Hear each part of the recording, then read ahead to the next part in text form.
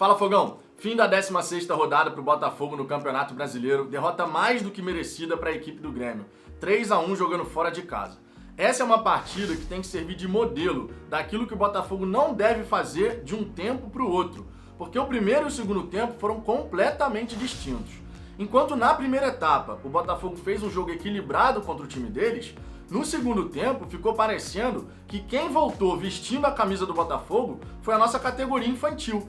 Tamanha foi a facilidade com que o time do Grêmio construiu tanto o segundo quanto o terceiro gol. A primeira etapa se desenrolou da maneira como a gente já imaginava. O time do Grêmio gosta de ter a posse da bola, busca fazer passes curtos com triangulação e movimentação para se aproximar da área dos adversários, e contra o Botafogo foi exatamente isso que aconteceu. Só que eles não conseguiam fazer a infiltração por dentro, nem pelo corredor central, nem pelo corredor interno. Porém, pelos lados, principalmente pelo lado do Vitor Luiz, estava uma verdadeira avenida. Foi uma festa ali nessa partida. Porque os 3 gols que o Botafogo sofreu foram todos pelo lado do Vitor Luiz. Antes da gente tomar o primeiro gol, inclusive, eu havia comentado com um amigo botafoguense que o lado esquerdo da nossa defesa estava uma verdadeira avenida. Tinha ali Vitor Luiz, Guilherme Santos e o Juan voltando de vez em quando para poder fazer esse trio de marcação, e ainda assim o Grêmio conseguia fazer as jogadas por ali, chegando do lado da grande área e tentando esse cruzamento.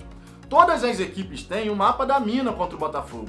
Tá mais do que evidente que esse time do Botafogo não sabe marcar a jogada de cruzamento. Só nessa partida foram 2 gols nascidos de jogada de cruzamento, fazendo com que o Botafogo até aqui tenha sofrido 14 gols agora de jogada nascida de cruzamento. É muita incapacidade de você conseguir bloquear esse tipo de jogada. E aqui eu digo mais, se o Botafogo não consegue marcar essa bola quando ela vem cruzada, tem que fazer mais pressão no homem da bola para evitar o passe, evitar o cruzamento. Ao longo desse jogo, o Botafogo praticamente não desarmou. Quando chegou aos 41 da segunda etapa, o Botafogo tinha apenas 6 desarmes na partida inteira. Sinal de que o Grêmio tinha muita tranquilidade para poder tocar a bola de lá para cá e de cá para lá. Nessa partida, sinceramente, a gente não pode nem pensar em falar absolutamente nada de arbitragem.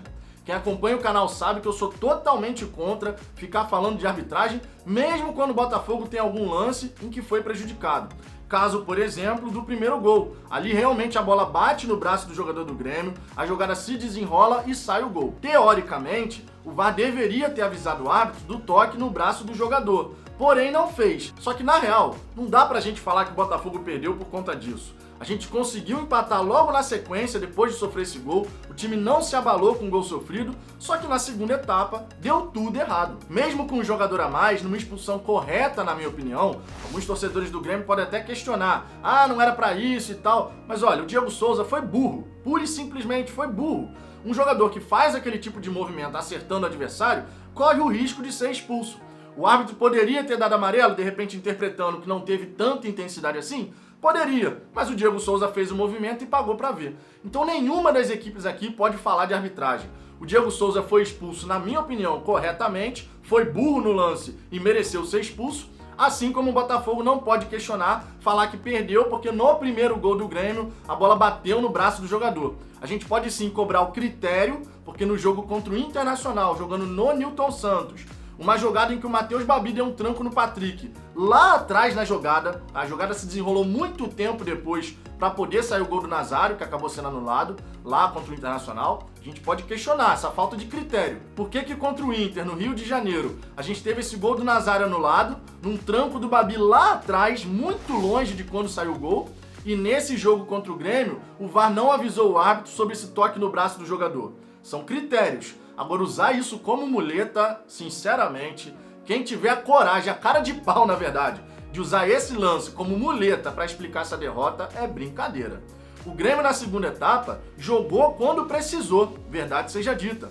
Fez o segundo gol com tamanha tranquilidade, trabalhou essa bola de um lado para o outro, daqui para lá, chegou ali pelo lado da área, cruzou, o Diego Souza domina, todo mundo sem ser incomodado, porque ele domina, rola para o lado e o cara faz o gol. Sem ninguém chegar na marcação para poder morder, chegar tentando atrapalhar, nada. E o terceiro gol, então, não preciso nem falar nada, né? Sinceramente, aquilo ali pareceu profissional contra infantil.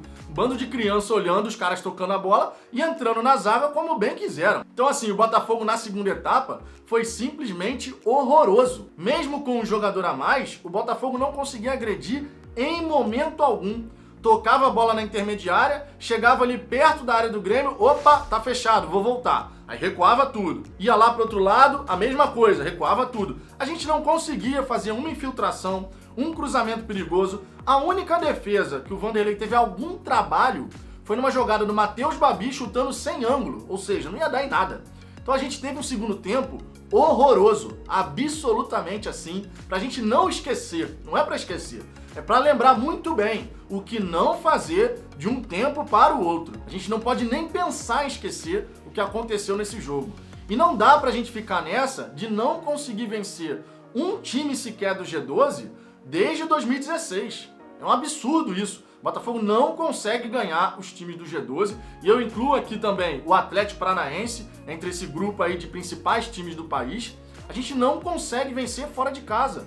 É impressionante, não dá mais. A gente tem que chegar contra algum adversário do chamado G12 e vencer a partida. São 3 derrotas seguidas para o Grêmio na Arena, tomando pancada. 4-0, 3-0, 3-1 e dessa vez ainda sofrendo um gol com um jogador a mais. Isso é inadmissível. A torcida do Grêmio tem que estar feliz, o time voltou a vencer, mereceu a vitória pelo segundo tempo, tá? Quando quis jogar, chegou lá, trabalhou a bola e conseguiu levar perigo, inclusive no final da partida, porque no final da partida, o lance mais perigoso do segundo tempo, em que não saiu um gol, que foi quase gol, foi do Grêmio, do Alisson no final. Isso dá uma amostra de como o Botafogo na segunda etapa simplesmente não voltou do vestiário. E não tem condição de você pensar em ganhar um jogo contra uma equipe qualificada como é o time do Grêmio, se você não tiver ali durante os 90 minutos 100% concentrado. Aquilo que o Botafogo demonstrou de concentração depois de sofrer o gol na primeira etapa, não deixando se abalar pelo gol sofrido, continuou buscando, jogando ali, conseguiu o gol em mais uma bola parada. Eu chamo a atenção aqui para esse detalhe de mais uma bola parada. O Botafogo já está criando uma dependência da bola parada que está ficando assustadora. Ou tem bola parada para a gente poder fazer um gol, ou a gente não consegue levar perigo ao gol do adversário, mesmo quando a gente tem a possibilidade de criar. Em vários momentos, o Botafogo não capricha na definição das jogadas, seja no passe final, seja numa finalização. Isso a gente sabe bem que está acontecendo. E a mesma coisa acontece, só que lá atrás, não sabendo bloquear os cruzamentos. Sinceramente, eu já tô de saco cheio aqui de falar toda hora quantos gols o Botafogo já sofreu em jogada de cruzamento. Todo jogo tem algum gol assim. Todo jogo é impressionante. Basta você cruzar na área do Botafogo que você sabe que vai levar algum perigo. Não é à toa que todas as equipes, sem exceção, buscam agredir o time do Botafogo dessa maneira. A única equipe que ao longo dos 90 minutos não ficou toda hora cruzando essa bola, só tentou isso mais pro final quando estava perdendo, por 2-0, foi o Palmeiras. Durante a partida, o Palmeiras não ficou toda hora tentando cruzar a bola na nossa área. Eles tentaram criar de outras formas, mas quando precisou e quando foi pro chuveirinho, o que aconteceu? O gol do William. Então basta cruzar. Não precisa estudar muito o time do Botafogo. Se você quiser agredir o time do Botafogo jogando em casa, jogando fora, tanto faz. Cruza a bola na área. Uma hora alguém vai cometer um erro e a bola vai sobrar para alguém que vai fazer o gol. Tem sido um filme repetido desde o começo do Campeonato Brasileiro. E a gente não consegue corrigir. Quando você não corrige uma falha recorrente, o que vai acontecer ao longo do campeonato? Os seus adversários vão buscar explorar essa fragilidade que você vem apresentando. A gente sabe qual é a fragilidade, sabe qual é o remédio, mas não consegue aplicar. Não consegue fazer a pressão no homem da bola para evitar esse cruzamento, não consegue diminuir e compactar os espaços, justamente para a equipe adversária não ter tanta chance assim de jogar essa bola na nossa área, seja pelo alto, seja por baixo. Porque o Botafogo não sofre só com bola aérea. Antes fosse só bola aérea. O problema é bola cruzada, seja rasteira, seja pelo alto. A gente já tomou 8 gols de bola aérea nesse campeonato, só que a gente já tomou 14 gols de jogada de cruzamento, o que mostra um equilíbrio aí, quando o gol sai pelo alto e quando o gol sai por uma jogada que vem por baixo. Sinceramente, é um jogo que o Botafogo tem que tirar muitas lições. O Grêmio tá de parabéns pela partida que fez, teve uma constância ao longo dos 90 minutos que a gente não conseguiu observar na equipe do Botafogo. O Botafogo foi no primeiro tempo e foi uma categoria infantil na segunda etapa. É o melhor resumo para esse jogo. Essa é a mais pura verdade. Porque se o Botafogo volta pro segundo tempo, como fez o primeiro tempo, fazendo um jogo equilibrado, a gente tinha a possibilidade de chegar à vitória. Só que aí a gente volta daquele jeito. E aí a derrota é mais do que justa, mais do que merecida. Que a gente possa corrigir o que a gente errou mais uma vez nesse jogo, que a gente pare de dar tanto espaço assim pelos lados do campo. Não tem mais condição alguma do Botafogo, partida após partida, continuar sofrendo os gols exatamente da mesma forma. Você pode observar que os times adversários praticamente não insistem nas jogadas por dentro, porque o Botafogo ali pelo corredor central, pelo corredor interno, tá conseguindo fazer um bom trabalho defensivo. O nosso problema são as laterais. Pelos lados do campo é um Deus nos acuda. Ninguém faz a pressão, ninguém dobra a marcação corretamente, essa bola vem cruzada e aí você já sabe que contra o Ceará, o Goiás e o Cuiabá pela Copa do Brasil, os próximos 3 jogos, a gente possa rever essa situação. É muito importante que a gente pare de dar esse tipo de jogada para o adversário. Lembrando que a partida contra o São Paulo pela 18ª rodada foi adiada, então a gente não vai ter esse jogo pelo Campeonato Brasileiro nesse momento. Agora, temos que corrigir essas situações. Não dá mais pra gente ficar insistindo com o Matheus Babi pelo lado do campo. A torcida inteira sabe que isso não funciona, mas todo técnico agora vai resolver colocar o Matheus Babi e o Pedro Raul jogando juntos. Pedro Raul, que por sinal nessa partida foi simplesmente horrível. Não conseguiu acertar um domínio sequer. Inclusive a bola do gol, a bola bate nele. Ele não dá um passe, a bola bate na coxa dele e sobra pro Matheus Babi. Em momento algum, o Pedro Raul acertou um domínio. O Matheus Babi, longe da área, errou tudo o que tentou, não consegue acertar. Matheus Babi é jogador de 1-2 toques. Precisou dar 3 toques na bola, vai perder, vai errar, porque é impressionante como ele não consegue acertar mais do que 2 toques na bola. Isso é uma coisa que a gente tem que observar e eu já comentei aqui no canal. No meio de campo, os nossos 3 jogadores muito inoperantes. O único que tentava fazer alguma coisa era o Caio Alexandre. Nas laterais, todos os gols do Botafogo saíram pelo lado do Vitor. A gente pode até falar que o Vitor Luiz deveria ter tido mais ajuda nesse combate e tudo mais, mas ele não estava num bom dia.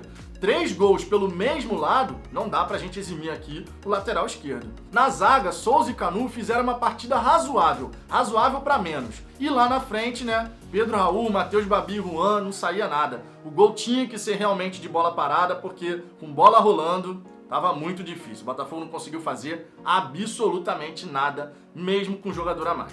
Enfim, derrota merecida, que a gente possa corrigir, porque precisamos vencer Goiás e Ceará pelo Campeonato Brasileiro e, naturalmente, o Cuiabá pelas 8ª de final da Copa do Brasil.